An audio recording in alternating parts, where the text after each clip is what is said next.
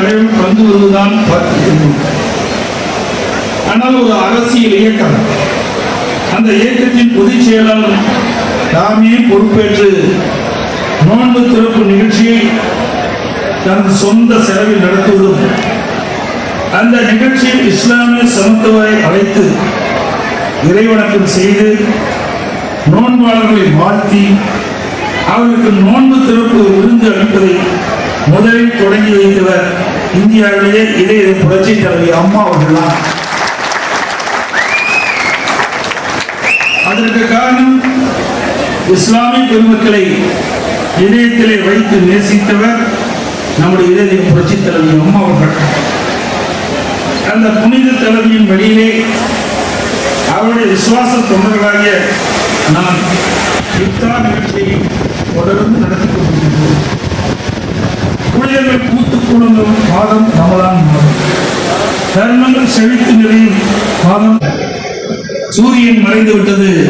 நோன்பு நாட்களின் அருமையான மாலை பொழுது இது. மேன்மைக்கும் போற்றுதலுக்கும் உரிய நபிகள் நாயகம் போதித்துவாறு இறை வெளிப்பாட்டிற்காகவும் அன்பை பகிர்ந்து கொள்வதற்காகவும் நாம் கூடியிருக்கிறோம். இந்த மகிழ்ச்சியான நேரத்திலும் எனது மனதை மட்டுமல்லாமல் உலக மக்கள் கோடான கோடி பேர்களின் மனதையும் வாட்டும் வண்ணம் மத்திய கிழக்கு நாடுகளிலிருந்து ஓர் செய்தி வந்து கொண்டே இருக்கின்றது. வல்லவன் வகுத்தை வாய்க்கால் என்ற மனநிலையில் வாழும் பெரிய மனிதர்கள் சிலரால் அப்பாவி மக்கள், பெண்கள், குழந்தைகள், முதியவர்கள், நோயாளிகள் உள்ளிட்ட லட்சக்கணக்கான அப்பாவி மக்கள் போரால் பாதிக்கப்பட்டு வருவது நம் இதயத்தை வாட்டுகிறது. விரைவில் போர் முடிவுற்று ரமலான் பெருநாளை அந்த மக்களும் மகிழ்ச்சியுடன் கொண்டாட வேண்டும் என்பதே நம்முடைய பிரார்த்தனையாக இருக்கட்டும். அன்பையும் சகோதர உணர்வையும் சமாதானத்தையும் நீதி நியாயத்தையும் அடிப்படையாக கொள்கையாக கொண்டாத மனிதர்கள் உயர் பதவிகளுக்கு வரும்போது உலகில் எப்படி மகிழ்ச்சி நிலவ முடியும்? சமாதானத்தை தேடுவோம், நாட்டை ஆள வேண்டும் என்பதே இப்பெருவிழா கால சிந்தனையாக மக்கள் மனதில் இருக்க வேண்டும். எல்லாத்தின் மிகப்பெரிய கடமை இந்த நோன்பு. சாப்பிடாமல் இருப்பதற்கு பெயர் பட்டினி கிடப்பது. ஆனால் ரமலான் மாதத்தில் இஸ்லாம் கட்டளை இடுவது பட்டினி அல்ல, மாறாக நோன்பு இருக்க சொல்கிறது. அப்படி என்றால் நோன்பு என்பது என்ன? நோன்பு என்பது இதயத்தை சுத்தம் செய்யும் முயற்சி. நோன்பு என்பது இல்லாதவர்களுக்கு நம்மிடம் இருப்பதை பகிர்ந்து கொள்ளும் பண்பாடு.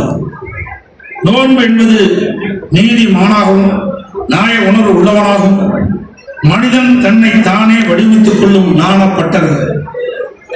இத்தகைய உயர்ந்த லட்சியங்களுக்காக மேற்கொள்ளப்படும் தன்னலம் துறக்கும் முயற்சியைத்தான் குறைந்தபட்சம் இந்த ரமலான் மாதத்திலாவது மனிதன் மேற்கொள்ள வேண்டும் என்று இஸ்லாம் வலியுறுத்துகிறது.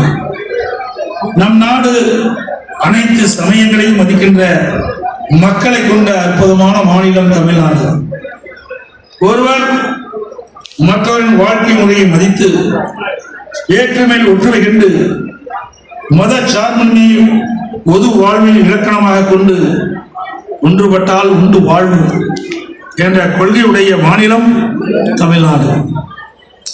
தொன்று தொட்டு இத்தகைய கலாச்சாரத்தை பின்பற்றி வரும் நம் மாநிலத்தில் பேர் அண்ணா வழியில் பொன்மனச்செம்மல் புரட்சி தலைவர் எம்ஜிஆர் அவர்களும் இதே புரட்சி தலைவி அம்மா அவர்களும் நம் அனைத்து இந்திய அண்ணா திராவிட முன்னேற்ற கழகத்தை அரசியல் இயக்கமாக மட்டுமல்லாமல் மக்களை நல்வழிப்படுத்தும் அறம் சார்ந்த இயக்கமாக வழிநடத்தினார்கள்.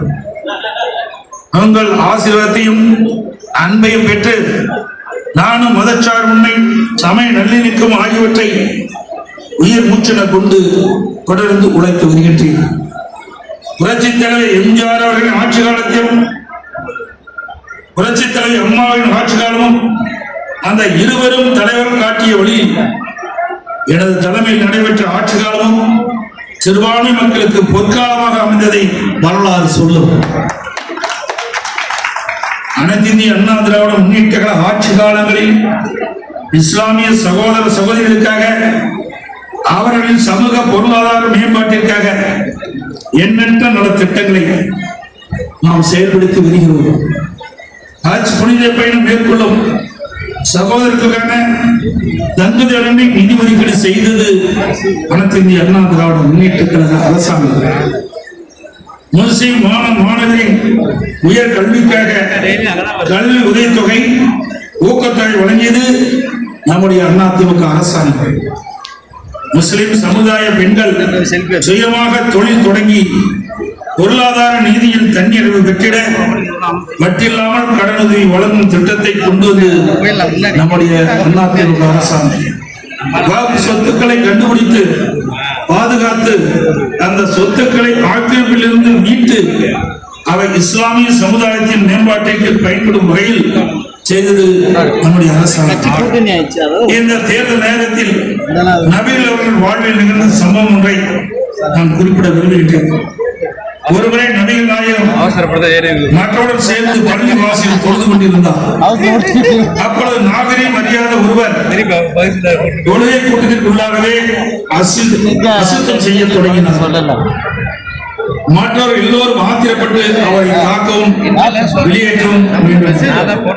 ஆனால் நபிகள் நாயகம் அவர்கள் அந்த மனிதரை தாக்குதலில் இருந்து பாதுகாத்து அவரால் ஏற்பட்ட அசுத்தத்தை தானே கழுவி அந்த மனிதனையும் தூய்மைப்படுத்தி அவரோடு சேர்த்து தொழுதார்.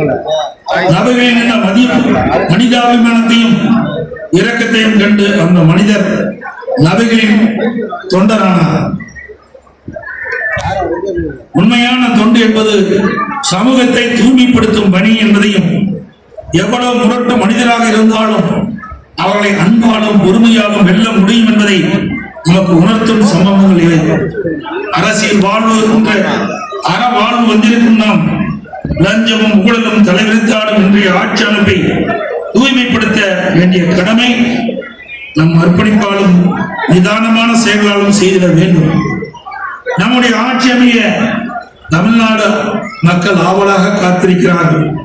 மகத்தான வெற்றியை அனைத்து இந்திய அண்ணா திராவிட முன்னேற்ற கழகத்தின் தலைமையிலான தேசிய ஜனநாயக கூட்டணிக்கு வழங்க மக்கள் தயாராகிவிட்டார்கள் என்பதை இந்த நேரத்தில் தெரிவிக்கின்றனர்.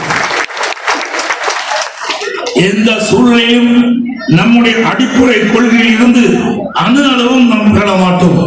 மதச்சார்பின்மை, சமூக நல்லிணக்கம், சட்ட ஒழுங்கு பாதுகாப்பில் சமரசமற்ற உறுதி. புரட்சித் தலைவர் எம்ஜிஆர், புரட்சித் தலைவர் அம்மா வழியில் எல்லோருக்கும் எல்லாம் ஆட்சி நடத்தும் என்று உறுதி கூறி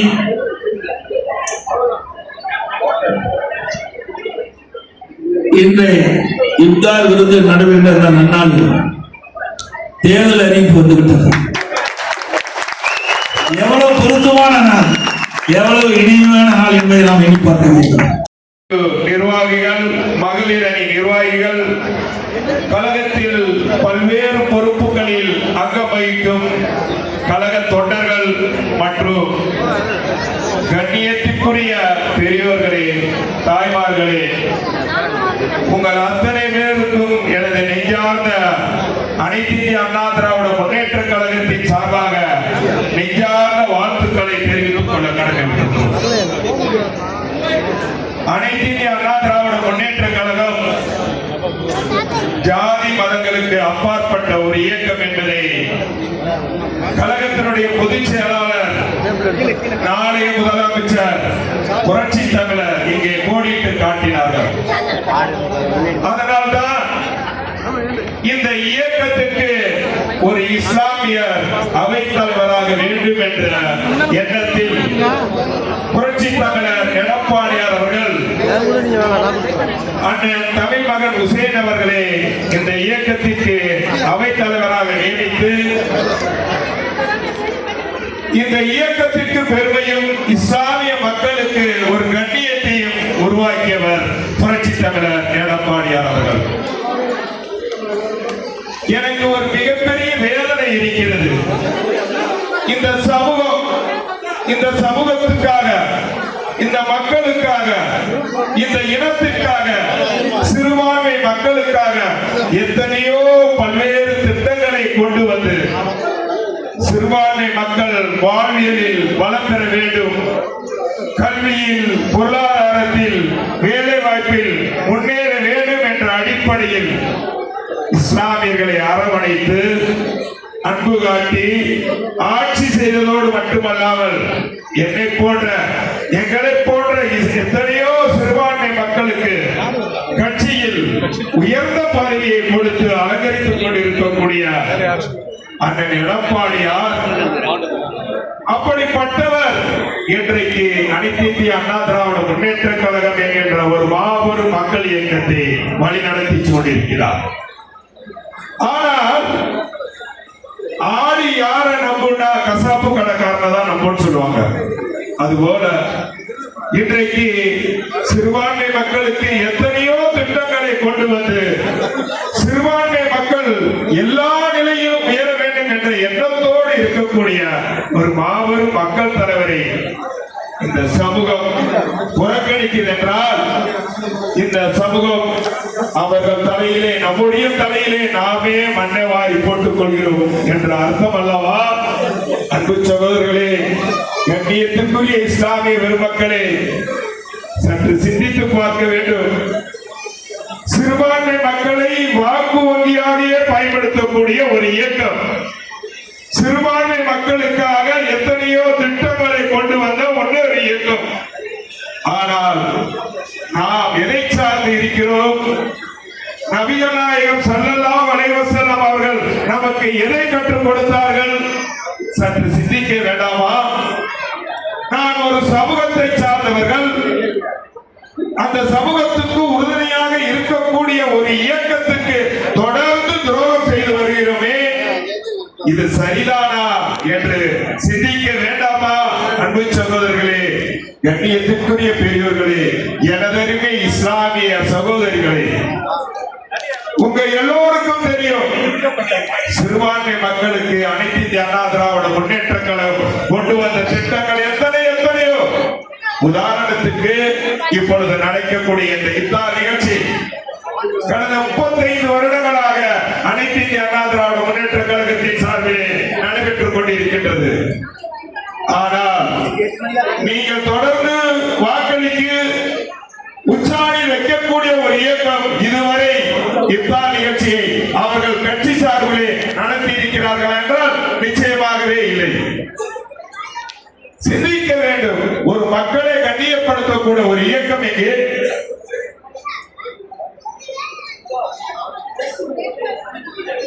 ஆகவே எனதருமை பெரியோர்களே, கண்ணியத்திற்குரிய இஸ்லாமிய சகோதரர்களே, சற்று சிந்திக்க வேண்டும். தேர்தல் நெருங்கிவிட்டது, தேர்தல் தேதியும் அறிவிக்கப்பட்டு விட்டது.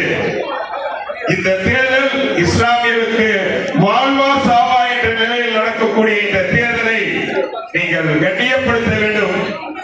உங்களது சின்னமான இரட்டை இலை, அதுதான் உங்கள் வாழ்வுக்கும் வளத்திற்கும் எல்லா நலத்திற்கும் நன்மை செய்யக்கூடிய ஒரு சின்னம் என்பதை நம்முடைய சகோதரர்கள் சகோதரிகள் எல்லோரிடமும் எடுத்துச் செல்ல வேண்டும் என்று கேட்டுக்கொண்டு நிறைவு செய்கிறேன். வாகர்தானா வல்ஹம்துலில்லாஹி ரப்பில் ஆலமீன்.